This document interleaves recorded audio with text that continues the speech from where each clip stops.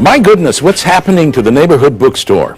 The movie You've Got Mail touched on that question, talking about the disappearance of the small bookstore at the hands of the larger corporation, remember? The internet now threatens even the corporate book chains. That's why Sharon and I invited Jonas Mohr to the program today. He's recently co-authored a photo essay of sorts called Mugshots, a time when bookstores, as we know them, are on the wane. Mr. Mohr, thank you very, very much. Fascinating book, first of all. We're not here really to promote your book, okay? Let me just tell you that. But you can't avoid talking to you unless we talk about the book and talk about the circumstances of marketing this book. But first of all, let's get Mugshots out of the way. What is Mugshots? It's kind of one of those books with surprising content, shocking content, revealing content, redemptive content that you put on your coffee table. People come and they look, what's this? And they open it, and what do they see? First of all, thanks for having me, and you nailed it. You just nailed it. You nailed it on the head. You said exactly what it is. It has revealing, provocative content that a lot of people don't want to talk about, but have to deal with it. And these are mugshots of former convicts. That is former drug addicts, convicts, people that were imprisoned either or with drugs or just imprisoned and didn't have any drug problems. And it's a collective of people that have made it into Hollywood. But not Hollywood only, it's writing, acting, singing. It was important to me that the stories of redemption were true and were revealing enough. And that's basically what, and it started 7 years ago. Who's in the book that we might recognize? Danny Trejo from the movie Machete, Eric Roberts, Con Air, Ty Granderson-Jones from Con Air, Emilio Rivera from Some Sons of Anarchy, Antoine Fisher, the phenomenal screenwriter, and a vast variety of writers, actors, singers. Right, and people who are now formidable in entertainment, that once were in the dark side or on the dark side. And then what? What happens? What sort of transformation takes place? And they become aware that, hey, this isn't the life for me. I'm going to go do what I'm really good at. The fantastic part about doing it as a photo journal was that we all knew them one way or another as a writer or as a face on TV or something, but when we had to break down these guards, because sometimes you knew about their past, but it wasn't important to have that past be the light and the guide in the book. It was actually, it never talks about it, and it's still so revealing, it's still provocative, but we never really just say, he did this is his rap sheet, this is what he did, this is how many drugs he did. It's more, where was this transformation point? What was it? Was it a mentor?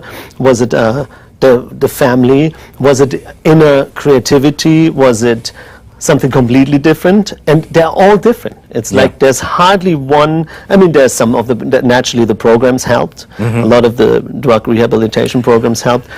But I never wanted to make it an AA Bible or a preachy book, because first of all, I can't even have that. I wouldn't put these credentials on. So the messages are in the images, and the messages are between the lines. That's exactly right.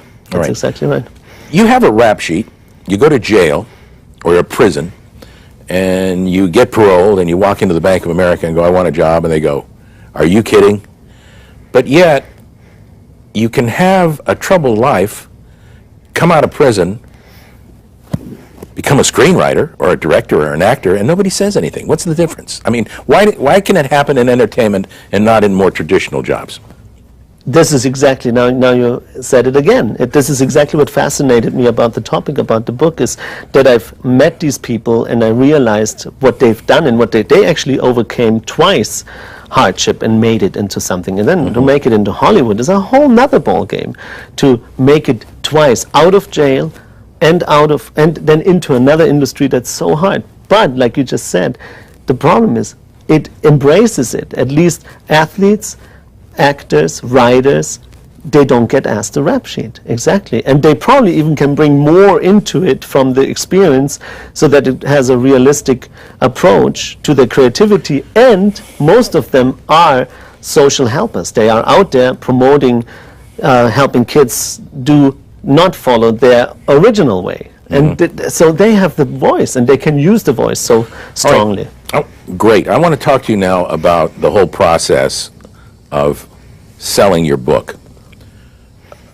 We're going through a transition of sorts with the bookstore. There are a lot of still smaller bookstores around, but everybody seems to be in trouble because of the economy. And particularly the large chains like Borders and Barnes & Noble that's for sale. Borders in Chapter 11, closing 200, I think of it, 600 stores. We lost 3 of them here in LA. Big changes. How does that help or hurt your marketing of your product? Yeah, again, you nailed it on the head again. Thank you very much. It's basically, I was 7 years ago when I started that project. It was purely because I loved the subject matter, and I thought it needs to be a book, and it should approach as many kids in need to give them a hope message. And I went through 7 years of fighting now, trying to get the book published, out of publishers, out of contracts that were written but couldn't be fulfilled. And at the end, I just put my own money in it and my partner's money, and we self-published it, so it's not getting butchered. Self-survival, but are you avoiding the more traditional avenues of marketing? Are you avoiding, say, the large chains that are still open?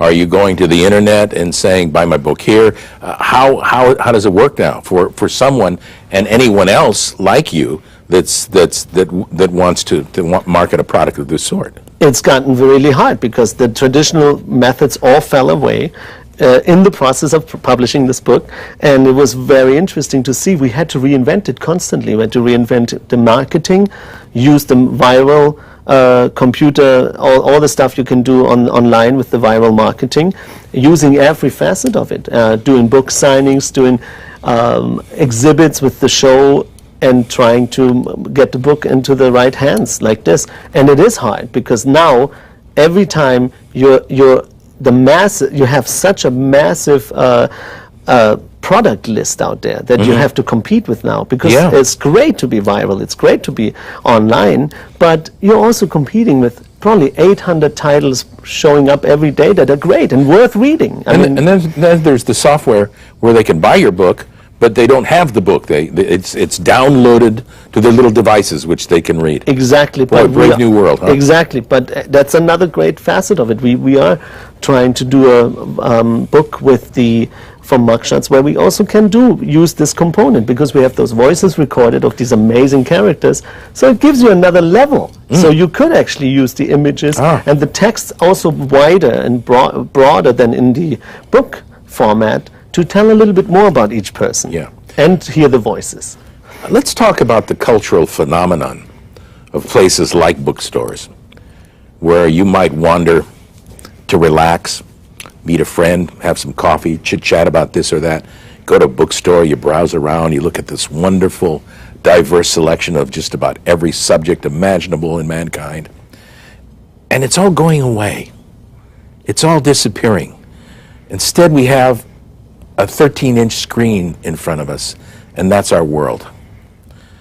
How do you feel about this part of our society or part of our social fabric that's going away?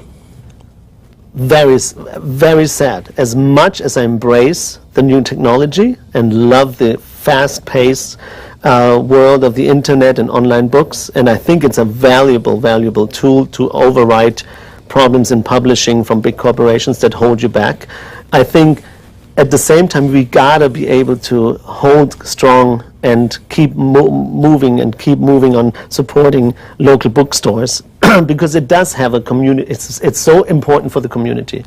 And like this book signing we just did, again, you can see the kids can run around. This was at Soup Book just last Saturday. You had a signing, and you didn't sell a lot of books, right? You didn't sell a lot of books. I didn't sell that many books. Right, but what was more important than selling the books? You were talking about this earlier. Exactly. It was, first of all, it was the right people came. The people that showed up, I mean, 50 or 60 or 80 people showed up. There was 10 or 15 people that now want to carry it somewhere else, in another venue, in another rehabilitation program. The right people came. And this is what's missing now, is that social networking on not just internet. That's face-to-face. That's face-to-face, and it is still there. And I grew up doing it, and you probably did too. It is basically, now we have some very important people that come and want to bring it somewhere else. Maybe a bigger venue, maybe a social rehabilitation program or a re-entry program for prisoners. And that I thought was fantastic. Also, very important, there was somebody named John who just showed up because you read it in the LA Weekly that there's a book signing where you can actually see and meet and greet. And he was so scared to come, but he did manage to get in the bus. He was just out of prison for a couple weeks after 10 years, and he managed to come there. And if we don't give this kind of outlet anymore, then I think there's something major missing in the chain of helping and communicating, because it can't just be the internet. It can't be. You know, I'm speechless after that. I don't think this interview can go any further with another question, because you have said it. You are right on task with that. Because if we somehow take the humanity out of interaction with one another, and it all becomes electronic or digital, we're not human anymore, are we? Absolutely. Absolutely. Jonas Mohr, you're terrific. And the book, once again, is Mugshots, and much success to you. Thank you very much for having me. Wow. Wonderful. Wow. You're watching LA Business Today.